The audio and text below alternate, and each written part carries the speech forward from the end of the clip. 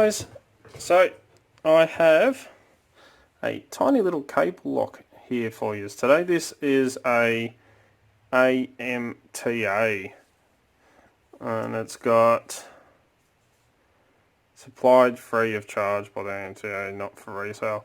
This was sent in with the parcel of locks from Southampton Lock Picking Club, and I picked it up, went to pick on it, and all the pins were completely seized. I mean, they were seized. Could not push on them at all. And I sprayed it full of some lube, thinking it may have been gummed up, and did all that. I was an idiot. It turns out that the core had been turned all the way around, and the bottom of the keyway was sitting up the top, and all the driver pins were stuck in the bottom of the keyway there. So I put a pick in, push them all up and turn it back around, so it's all working perfectly now. There's not really much to this. It does say China, so I'm guessing it's made in China by the nice big proud letters on there. It is a little cable lock, and I did cut the plastic off, and I tried to cut these with a pair of wire snips, but you can see just cracked the metal, dented it a little bit. But if you look down in there, because I was curious to see if my camera will cooperate and I don't knock it. Come on, focus. You can just make out in that little bit in there, there is a steel cable that runs through these little metal things. So with a decent set of shears, you could probably cut that through that very, very easily. It is all locked up, and I don't have a key. This little plastic housing comes down, and the first thing I noticed was it has a plastic body. We do have 4 steel pins through it, but it is a plastic body. So I thought, all right, grab the hacksaw, have a little cut. You can see I cut through the plastic, but there is metal in there as well. So you can just make out, come on camera, tiny little bit of metal just there. So there is some steel in here, so you probably can't hacksaw through it quite as quickly as if it was plastic. But again, still not having high hopes for this. If I can get this to go back on. Like that. And I thought, right, well, I could probably shim this because I'll keep knocking my camera. There's a pretty big gap in there, but can't shim it either. So I don't know what locking mechanism it's using, but you cannot shim it. But we only have, that I can count by looking down in there, is 4 pins. So I haven't got big hopes for this lock. And because it is such a tiny keyway, if I grab my smallest bottom of the keyway tensioner, even that takes up way too much room to be able to fit a pick in there. So I'm going to have to use top of the keyway, but that's alright.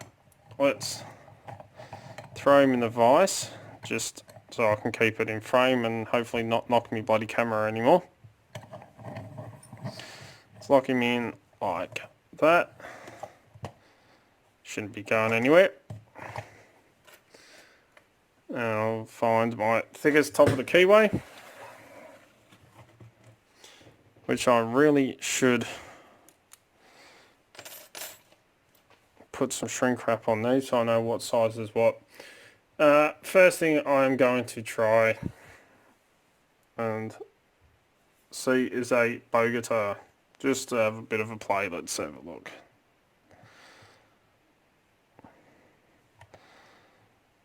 Don't even think the thickest one will fit in there. No. Alright, let's just grab a random size. Bit thinner. He fits in. Alright. Let's try the Bogota, just give it a bit of a rake without pulling my tensioner out.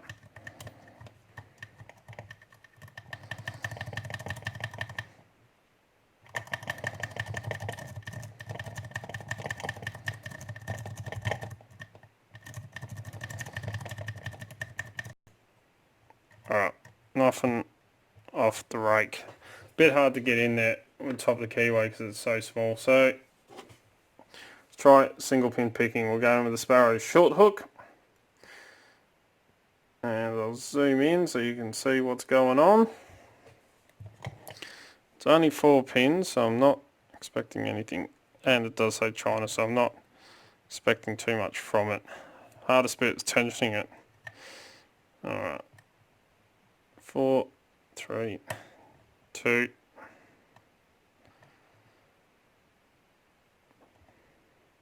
1, and we are open. Yep. So not much to it at all. Let's have a look at this locking system. So we have a round cutout on there.